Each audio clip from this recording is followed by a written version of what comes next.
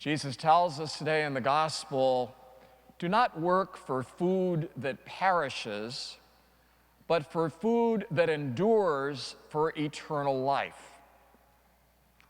I ask you to think about this thought.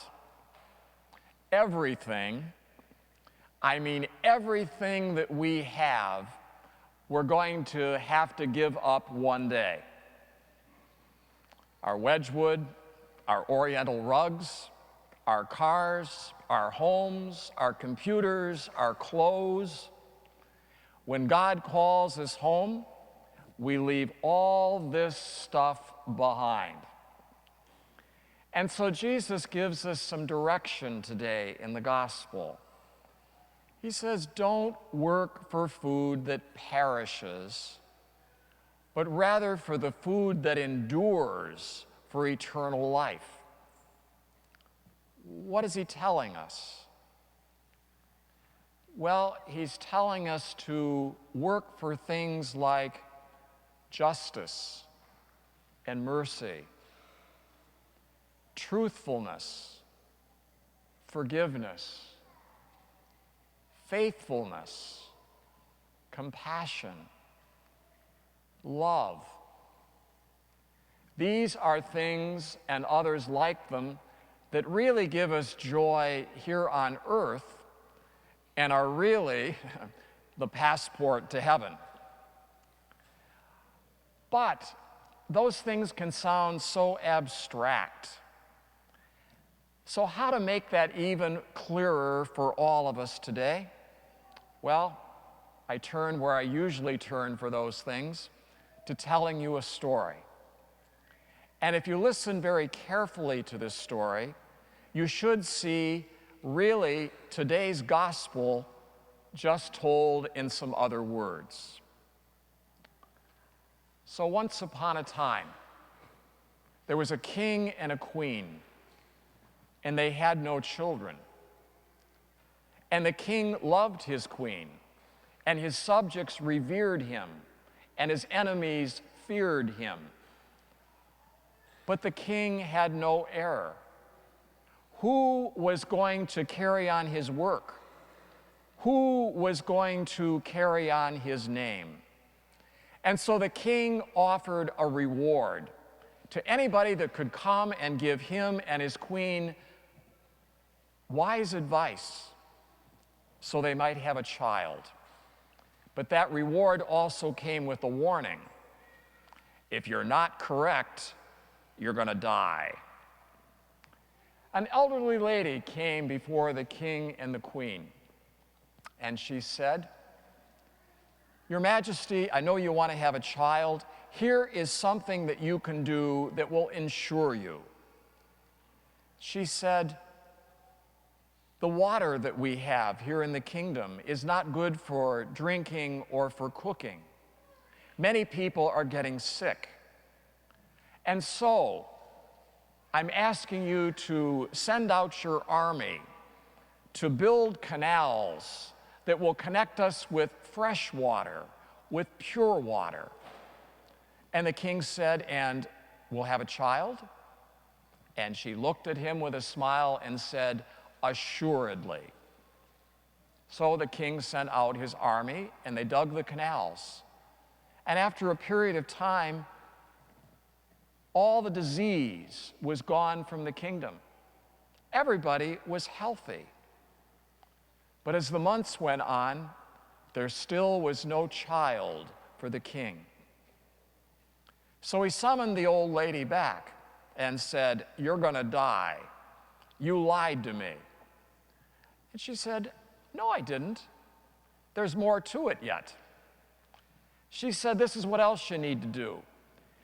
Parcel out your kingdom so that every household can have a plot of land to call their own, that they can farm, they can raise food to feed their own families and also to sell in the marketplace. And the king said, why would I want to give away my land? And she said, do you want a child? Well, he did it. Every household got their own plot of land. They had plenty to eat in their families. They had plenty to sell that brought them income. But as the months went on, no child for the king. He was getting very angry, and he called her in again and said, "That does it. Your life is coming to an end." And she smiled and she said, "Well, you can take my life, but you won't know the third part that might get you the blessing you're looking for." Smart lady. He said, "What's the third part?" She said to him, "You must dismantle your army. We have been at war these last 20 years. Dismantle your army. Make peace treaties with our neighbors. And I'll have a child." "Yes," she said, "you will have a child." And so he did. People could not remember seeing so many young people in the kingdom rather than being out in the army at war. And they raised their families and they worked the land, and it was happy for everyone. The kingdom was at peace. Then the king called in the elderly lady one last time. Said, "I've done all these things and still no child. Your life is come to an end." She went over and opened a window in the throne room. And she looked out and she said, "Your Majesty, before all of this, your wife was barren and so was your land.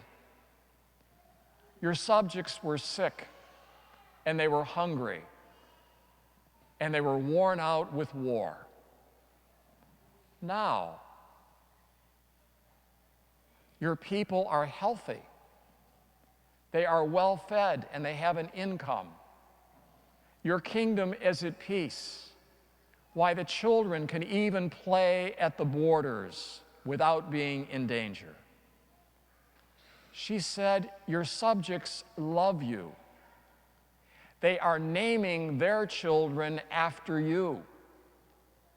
And their children will name their children after you, as will their children's children." The king went over to the old woman and looked out that window with her and took her hand, because she was right. Because of his acts of kindness and compassion and goodness and justice and mercy and love,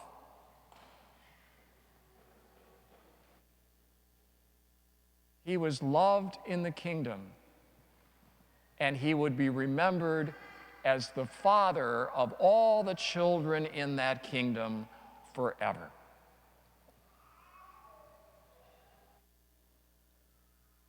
Jesus says in the gospel today, "Don't work for food that perishes, but for food that endures for eternal life." The gospel, the story, challenge us. Do we want to be like that king who did not get what he wanted, but he gained all that it took to be a saint, and who passed on all that goodness and took all that goodness with him? Jesus asks us those questions that we know by heart. Jesus says, "Do you feed the hungry? Do you give drink to the thirsty? Do you clothe the naked? Do you visit the sick and the imprisoned?" Our answers to those questions resound here on earth and rebound to the kingdom of heaven. Don't work for food that perishes, but for food that endures for eternal life.